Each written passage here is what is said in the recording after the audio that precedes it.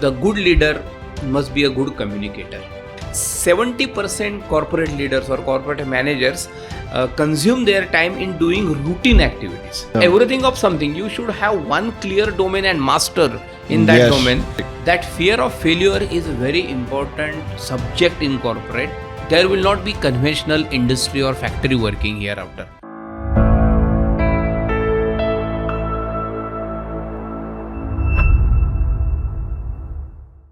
Welcome to the second episode of IndoXchange. So what makes a good leader? Is it discipline? Is it resilience? Is it better decision making? Well, it's all of them. And eventually we all start somewhere small and then we grow bigger. And that's where we come to the stage where we start leading teams. So there are tough decisions that has to be made, tough tasks that has to be executed during this journey. And during all this, our resilience is an armor against the setbacks and our discipline keeps us committed, right? So today we have Mr. Manoj Kavatkar, who is currently a training placement officer at Army Institute of Technology. He has a very vast experience, close to around 31 years of experience. And I mean, very neat and neat, but I would really want to highlight a few of them. One would be that he has received an Excellence in Placement Award by DataQuest. He also has a letter of commendation by General Officer Commanding in Chief of Southern Command, Army. So that's a few of them that I could remember. And I mean, sir, please, over to you. Welcome to the podcast, sir. How are you feeling today? Yeah, great. Thank you for the wonderful initiative, and it's a great initiative, and this definitely to bridge the skill back and for setting the context of what exactly industry wants from fresher. Yeah. Actually, a key point, almost from last 30-40 years we are talking about it, and still it's a great matter of discussion, right. And still it is a burning issue. So it's really great to see and having interaction with you. Thank you so much, sir. So to quickly start our podcast, I would want you to share about yourself to our viewers out there who are listening to us very keenly, that how has your journey been in this 37 odd years, how you have been, what has your journey into, where all you have been, and what all have you achieved as a leader? Good afternoon. I don't know whether the term, whatever you explain about the leadership or a perfect leader or the great leader, whether it suits me or not. I'm just a small person in this journey. But very honestly and briefly, I can talk about myself. That I come from the rural background because my town is very near to Pune. Yeah. And I studied there almost till standard at 10th, 11th. And one good point is starting from very small qualities which leaders require is if you are born and brought at a rural background, it gives you flexibility, adaptability, courage, and also matching to different situations. So fortunately I was in a rural area, so I got all those skills inherently, so no extra efforts I could put there. Right. After that, then after completion of engineering, then I work in an industry called electronica machine tools. All right, sir. And that industry was a very good industry. I learned a lot there. After working for around 5-6 years in industry, teaching was in my blood because my parents were teachers, both mother and father. So I had that inherent inclination toward teaching, and I constantly another first quality of a leader, ask question to yourself always. So that asking question to myself was a good journey and good introspection, and then I realized that I should go and I should teach in the college. So then I switched my career from industry to academia, and I start teaching in a polytechnic. Right, sir. It was a Bharati Vidyapit Polytechnic in 1997-98. Then after spending 3-4 years, I decided to switch to degree engineering college. Again, fantastic journey from semiconductor device set materials, teaching those subjects and jumping to design, then circuit and field theory, VLSI, digital design. So that was a completely altogether a different experience. That's what fortunately I had some industrial experience, so I could give a justice to my job. And then a point come in my life where I realized that I remain in teaching, I may become saturated. Correct. Because giving respect to all academicians in India and to academic world, rather engineering world. After certain years, if you do not do anything special in teaching, it becomes monotonous, and that is a threat or a risk in the teaching. You should constantly do research, publish the paper, not for the sake of PhD. Okay, it's a sake for your own upliftment, for self-development. And then I realized there is a one strong field which was emerging at that time. Right, sir. And that field was a training and placement officer. Right. This is the the post, or this was the turning point in my life where I decided to switch from teaching to training and placement. And then in Rajarshi Shahu College of Engineering at JSPM in 2006-07, I switched my career from teaching to training and placement, and that was a real start of my journey. All right. So that was something which was very amazing, and because I realized that I have seen industry, I have seen academia, now I know both the sides of the table. What else? Like you mentioned your complete career, like you just mentioned, it looks like a complete tapestry of learning, definitely one of the important aspects. Growing, when I say growing is not about financially, but growing skill wise, learning new aspects, like when you changed from industry to teaching, probably that teaching is where you need to have one of the most effective form of skill, that is effective communication, which is one of the major aspects currently in the industry, right? And even in the teaching aspect. Now, when you move down to training and placement officer, that's another way of handling so many expectations, right? So without wasting a time, like a leader like yourself, I would have a very simple question to you to start off with. And it is, what makes a good leader in industry or a corporate setting? Very good question. It requires some minutes to explain that. Yeah. Basically, if we see our Indian freedom movement, okay, we have seen a great leaders. Yeah.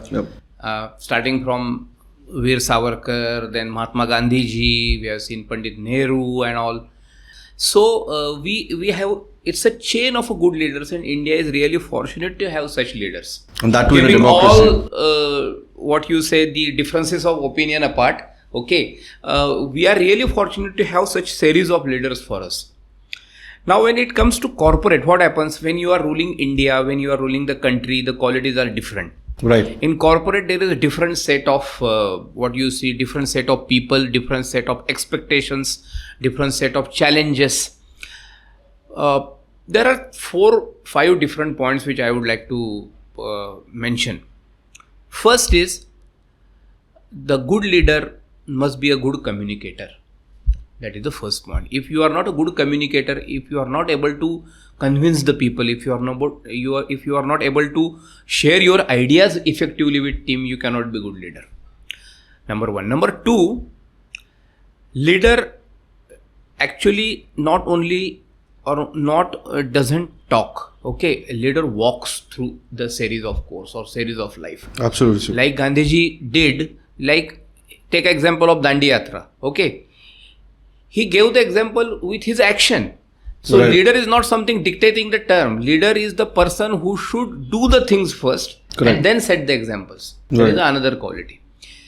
Third, because I come from the army background, or if I am representing in Army Institute of Technology, there is one famous slogan of one brigadier that if you want to run the race of say 10 kilometers, okay, do not run with your legs. Run with your mind. So that, Mindset. the mind stability and the toughness of a mind is the another quality which is required for the leader. Mindset. Understanding situation is also another good quality of leader. Because as a TPO, there are a lot of situations. Means TPO is a very, very, a challenging field, challenging role, because you are in hookah world. It's so vulnerable, uncertain, complex, ambiguous. Every day the job situations are changing, market is changing, students are coming to you, you are dealing with n number of students. How to deal with the situation? And I remembered Napoleon Bonaparte. Yes, sir. Yeah. he used to do the exercise of brain mapping. Means even if a war is not going on, he used to simulate the conditions. The enemy can come from this side, the weather can be like this, it can be a rainy season. Training with your stimulus, so that Yeah. even at the worst point of time, Yes, you can and actually leader come up with the best outcome. today everything is going well in the industry or in the corporate. But as a corporate leader, you should have that frame of mind, and you should think 2-3 years ahead Right. of the situation. Otherwise, unfortunately, we know some of the leaders or corporate leaders in India, their businesses were going very nicely at some point of time, and today they are nowhere. Yep. So it can happen to anyone. And leader is a leader, whether you are in corporate, whether you are in academia, whether you are in this field. Right, sir. And that is something which is, there are 4 or 5 different, you can say, basic points of leader. Yeah. So, I mean, just to summarize, sir, just correct me if I'm wrong, right? I was actually noting it down when we were talking. So, for my viewers out there, like sir mentioned, it is about leading from the front, having one of the top of the line communications, correct? It is about having actionable mindset, a mindset that is very strong, that wants to 100% deliver always. It is about situational awareness. It is about brain mapping, like sir said, from the mindset of Napoleon Bonaparte, and you should be future oriented. Now, when we connect all of this together, sir, right? Let's imagine that there's a leader who has probably in the span of 10 years or 15 years of his life has accumulated all these aspects, right? Now, there are day-to-day tasks that he needs to delegate. There are productivity and efficiency issues that every manager is dealing in 2024, probably from various industries, and they are dealing with this. So how do you suggest as a leader that they can prioritize and delegate tasks to their teams to optimize their efficiency and productivity better? A simple thing, not a rocket science. First, the corporate leader or a corporate manager, what he should do is to plan the day perfectly. Right, so Planning a day is not a simple task. correct. When you are going to the office, a basic thing, all the leaders, or rather, I am not very, a senior person to make a comment, but as it's a podcast going on, and sir, it's you're a definitely flow of ideas going on. So our basic mistake is that 70% corporate leaders or corporate managers consume their time in doing routine activities, Right. routine task. Okay, there are some tasks which are value add. Right. There are some tasks which are futuristics. There are some tasks which needs counseling, talking to your team. There are some tasks where the another business perceptions will come into the picture. And it's a basic mistake. A TPO does this mistake. Corporate leader, corporate manager, we consume 70% of our time in doing routine activities. Suppose as a TPO, I go to the office. I'll check my mails. I'll contact industries. I will write something, report something. I will plan for the campus. But at least for 40 minutes or 1 hour, am I studying about what would be the best industries coming for 2025 campus placement, for Correct. 2026 campus placement? How is market moving? Which skills are coming up? If AI ML is predominant this time, Yep. which kind of companies I should tap? This is at my level. Right. But at a corporate leader or as a corporate manager, there are some areas, we called it as a gray area. There are Right. some areas which are, say, hidden areas. The leader should focus on that area to explore that. That is a key point. Plan a day perfectly and give some time always for value add. And any corporate leader can easily do that. They have a lot of power. But generally what happens, we carry away with the time and challenges which are occurring in our daily routine. Right, sir. So we were discussing about, like you mentioned, about how they can effectively communicate and delegate tasks. So I understand those gray areas need to be addressed by any leader. Those areas which help you, attain your required goals, and that will help you plan your day better. Here at Indovance, sir, quality plays a very important factor. We are an ISO 9001-2015 certified company. So quality is one of the major important aspects, right? So, when designing and drafts must be up to the mark for the client, they should be error free. The client should be completely confident on a piece of work that we have delivered to them. And without the need for any kind of a second editing or second form of, addition required, Why? Because so it reduces the timeline that is from project undertaken to delivered. And at our industry, it is one of the most important factors. How would you advise leaders in our industry to convey their feedback to their teams or their clients or their superiors in a way, and the most effective way, where it is taken as a feedback, but not as something in a form of criticism? Because a lot of the time, feedbacks are often considered as a criticism, which actually is not the case. Where I have seen majority of the time leaders trying to convey or give a constructive feedback to the teammate, it comes across as a point of criticism, which is one of the major factors that we are seeing in our industry today. So how you as a leader leading in last 37 years of your life would want to handle it, or would want to address it, or would want to advise to our subscribers or listeners out there? A lot of points in one question. But yes, I represent Army Institute of Technology. Right, so. This is the institute which is run by Indian Army only for the wards of Army and ex-Army persons. The main difference which I could see in the other students, means my son is also civilian and I'm also coming from a civilian background. Right. But one difference which I could see in our society and army fraternity is in our society there is a lot of individualistic nature in the students. Right. Okay. मैं, मेरा, मेरे लिए, that part is dominant in civilian society. I, me, myself. Yeah. In army fraternity, because I could see it from last 14 years very closely. It's brotherhood. Instead of I, we is there important. All right. That we part come into the picture. And thanks to army environment and their education starting from army public school or Kendriya Vidyalaya or the other colleges which are in the army fraternity, the overall nurturing of a student is in teams.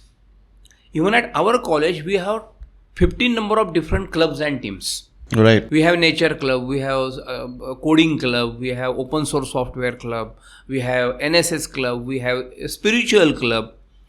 A basic thing in corporate, or rather at any level, is if you want to become a successful employee, the main thing which is required, that development of all quotients of your personality. Right. When I am saying all quotients of personality, that means your intellectual quotient, okay, your emotional quotient, your analytical quotient, your technical quotients, all quotients should be at its place. Right. Always there is a difference in different persons, but whatever points which you are now, rather the points which we are discussing, the basic thing is open mindset. And that open mindset will not generate overnight. That आज मैं बिल्कुल introvert था and I was a selfish and tomorrow Wednesday I am becoming a team person and team. No, it requires years to nurture. So for every person in corporate or rather in the society, the most important thing is that work in teams openly from school and colleges. If you are not, go back, devote your time to work in a teams, and rather in corporates you are working in teams. But that positive mindset is not there. That's why the points which you mentioned, feedback is taken as a criticism. Yes. Because always every person should that what is there in for me. I want to improve. I want to go ahead. I want to do something which is beneficial for me and for organization. Right. For that, open mindset is very, very important. And that would bring a lot of things. Because in AIT also, in Army Institute of Technology, when we are preparing the student for interviews, we are telling them, we are not giving you training for only first job. We are giving you a training for life. Right. That's why soft skills are very important. We generally take the term soft skills very lightly. We only think that soft skills are limited to communication skills, but they are not. Right. It's a problem solving skills, it's adaptability, it's a kind of what you say, the flexibility. Right. All these things come into picture. So my view in this is, point number one, have an open mindset. There is always a scope of a great improvement for anyone. Okay, as per Gardner's multiple intelligence theorem, there are around 2 or 3 qualities present in every person. and this is just a matter of time to explore those qualities. And these qualities will be only explored if you are positive, if you are adaptable, and that adaptability, okay, for to nurturing that adaptability, the first and foremost point is that try to work honestly in teams. It can be a software projects, it can be activity, it can be meetings, it can be discussions. Open mindset is very, very important, and situation will groom you. But why to wait for that situation to come? Before that, if you take it positively, you will attain a great heights. No. So I 100% agree, because I mean, even McKinsey stated that very clearly that in 2024, that 20% of executive consider their team to be high performing, and high performing team exhibit characteristics like a good leadership, collaborative problem solving, and a strong team relationship, which you exactly mentioned. So I mean, with that, I am on the same page with you. So with that, sir, I have another form of important aspect, which is communication and teamwork, like you mentioned, right? So when a leader is leading a team, right, and how effectively can he handle conflicts and disagreements is one of the important aspects, right? And there are times when team members, I have seen personally myself, that my team members have disagreed to agreed just to reach one goal as a team together, right? But majority of the time, it is not the case. So what are the strategies that you can suggest that they can resolve these small piddly issues of having conflicts or disagreements while they all are working together as a team towards one goal? First and foremost thing which comes into the picture is your attitude. Oh, right. Agreed, sir. Agreed. 100%. There is a very famous proverb, right, that not aptitude, but your attitude will decide your altitude. Very wise word. So can you please repeat it for our so there is a very famous proverb, not your aptitude, not your aptitude, but your attitude will decide your altitude. Wonderful. So that is something which is very important, and it is, see, all the concepts we see that at strategy at corporate, strategy at academia, strategies at students level, strategies at placement offices are very different. No, it's not different. There are some common values, like from childhood we obey some principles and values, right? Honesty, integrity. Okay, these qualities are, and that is the role of our parents. Actually, our parents imbibe that qualities into us. That's why we are here, right? Otherwise we could have been nowhere. Absolutely. And we see a lot of young generation wasting their time and lives for nothing. So basically your nurturing matters. Second important thing is, if your attitude is correct as a leader, the first thing is that he must be honest, right? If the opinion put by the leader is honest, and if it is great, and if it is genuine for the team, right, then automatically teammates will follow him, right? Take a simple example of there are a lot of the differences still in the Infosys. Okay, you know that Infosys is one of the world's greatest organization. You know their team of 5-6 in which Narayan Murthy was there, Nandan Nilekani was there, Mohandas Pai was there. There were a lot of times in the discussions and deliberations when there were differences of opinions, deciding the client or deciding expansion, appointing the key post of CEO, whatever happened last 5-6 years. But at the end, everyone come to a common goal, common opinion, because whatever discussions and deliberations are going on, it was for organization. There was no personal touch to those discussions. And that is something which is very, very important. Take example of our institute. Now we are going for autonomy, academic autonomy, in which we are now not going for Pune University.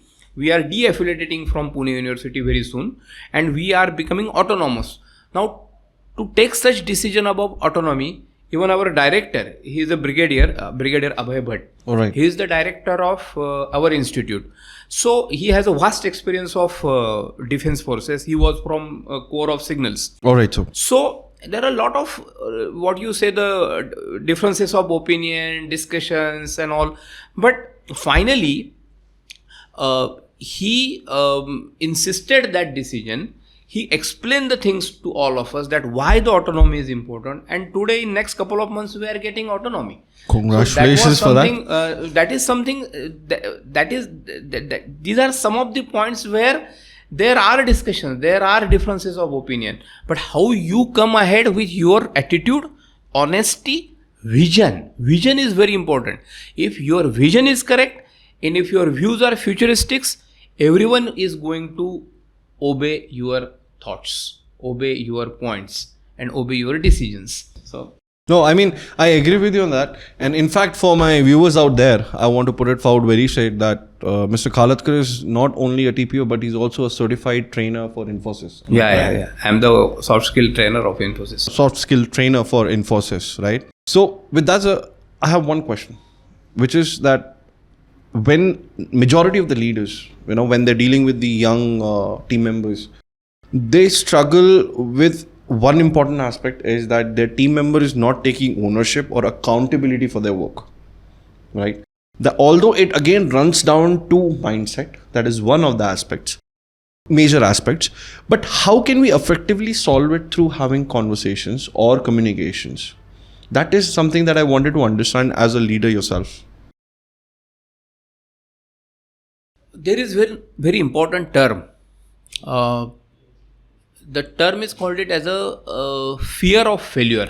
Fear of failure, right? That fear of failure is a very important subject in corporate and in academia also. It is observed that around 70 to 80% employees or faculty members or student or corporate managers, they do not deliver only because of fear of failure. How to remove this fear of failure? It can be only removed with a proper training and proper freedom. I agree. Because I come from army background. We only see the soldiers at the front, at the war, only twice or thrice in a year. But we generally don't pay the attention for remaining 8 to 9 months what they are doing. The hard work, the dedication, the training. And that's why if your training is at the best, there is a less chances of a failure, less chances of a mishap. Now, taking same principle to corporate or in educational institute also, why there is a fear of failure? Because you are not trained enough. Number one, you have not given good exposure. Number three, if something will happen, whether it is going to affect on my job, that is a very strong fear of failure. It's a subset of fear of failure.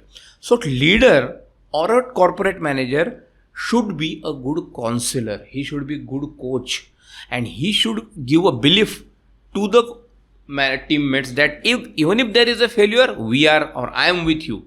Automatically, it will increase the productivity of the employees, and all other things will get settled down. But for this, there must be an action plan. Again, overnight, such things will not solved. Happen. Yes. But yes, proper training calendar, giving exposure to them, even exposing to different clients.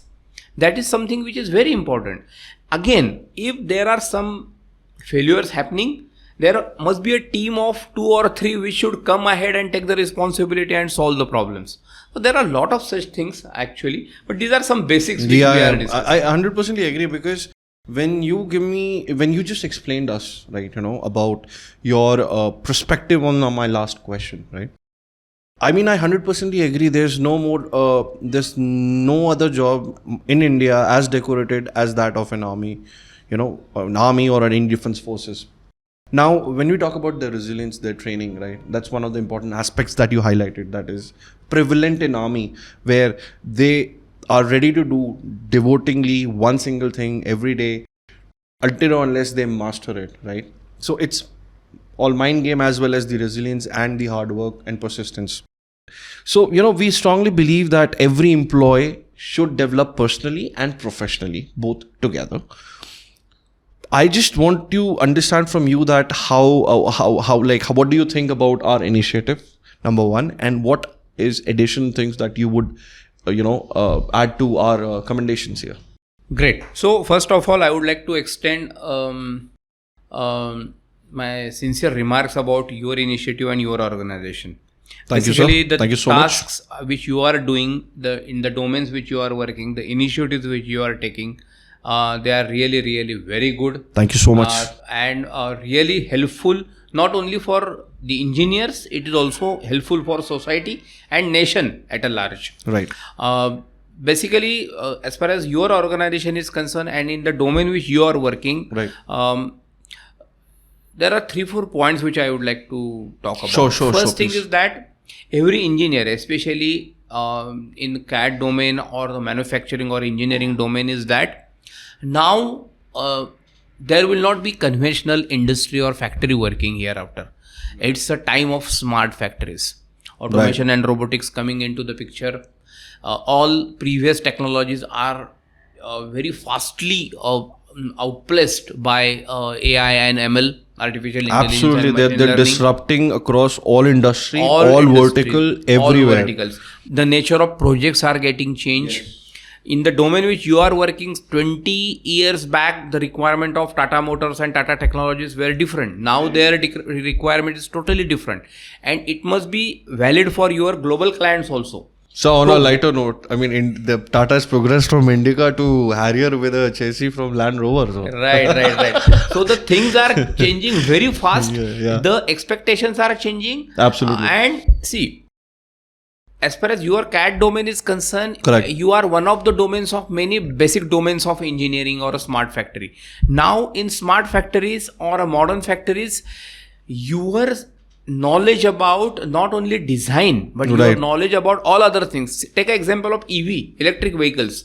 After 10 years, you will not find a conventional car on the road. Right. It's a EV which is dominant and Correct. they are ruling. Already they have started ruling the world.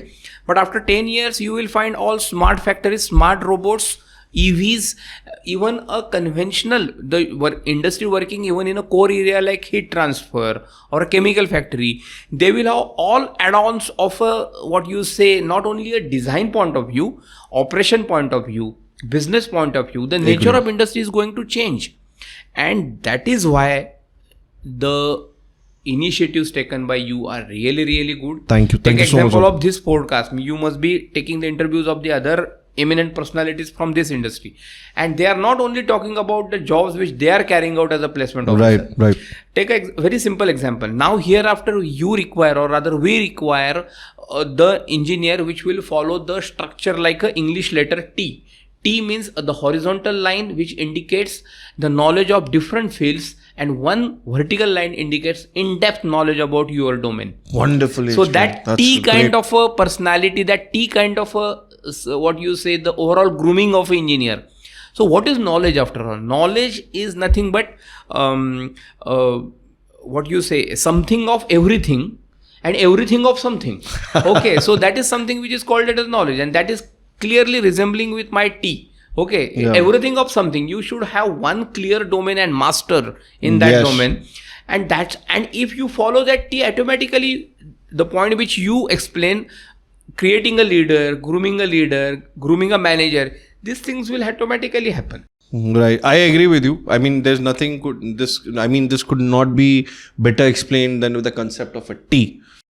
T for not time pass, but T for knowing the knowledge detailed, right? Detailed knowledge and across all the verticals. Right. So, with on the closing end, I had one question. So we had a very insightful discussion here, and there's one question that was just you're just hitting me when you were just answering my last question, which is that how can you foster a small habit of self and continuous learning and development and improvement within a person in a company to help him grow, and indirectly which will help organization grow? Because we are doing that already, but what your expertise would suggest, that how can you inculcate in these upcoming generation, or that one person who has just joined the job? That habit of continuous learning, unfortunately, means please don't take it in the other way. No. Unfortunately, the habit of continuous learning is not very oftenly seen in the academia. Okay, what happens in if you see Indian educational institutes, any faculty or any professor, once he get a PhD, okay, the natural zeal and Right. inclination of self-learning and self-improvement gets diminished. I agree. That is not his fault. It's the fault of a system. Okay. But in industry, it is not the case. That's why industry is always has a better chance of continuous learning as far as the employees are concerned. Now, to inculcate the habit of continuous learning, okay, one very famous, example which was given by Osho, Acharya Rajneesh. Right. Osho. He used to tell that always try to go one step ahead. In anything which you are doing, if you are engineer, if you are a designer, if you are say the broadcast person, if you are a student or a teacher, always try to do something extra, because if you will keep on doing something extra and even if you will not get a success, you will remain at that level. But if you will not do anything, it is bound to happen that you are going down. I agree. I mean, Then if you remain there, stagnancy is like somebody is pulling you. right. And that things should be nurtured and trained, and it will not come again overnight. You must take the sessions of employees or students or faculty member to inculcate that habit of continuous learning. Today, I am a training and placement officer. Now, today I have a list of 70 industries visiting me. I should always think that which 15 industries are not coming to me. That not coming to me sense of that feeling should always be in my mind. Then I will try to get connected through LinkedIn, through my contacts, through my different referrals, that yes, say for example, BNY is not coming to my campus. Why? What is the reason behind it? What is the reason? Same is your industry. Now you have 10 different clients globally. Why these 3 industries are not our clients? So that thing, and that will automatically, and you take it, see, passion. In academia, PhD is the philosophy of doctorate. But in industry, the term PhD is P for passion, H for honesty, and D for discipline. If you follow this PhD in industry, okay, Yeah. and at any industry, okay, everything will be good. Thank you, sir. I mean, those are wonderful, watchful thoughts given by our guest today. And I mean, nothing more to add. I mean, so I would 100% agree, because no learning is a bad learning and every learning is a form of learning. With that, I mean, I would want to say thank you so much to Mr. Khaladkar for sparing time and our viewers there. So with that, thank you, sir. It was great having you on board. Always welcome. And Thank you. Please, we would request you to subscribe and like our channel. Thank you so much. This is your host, Ripudaman, signing off. Take care.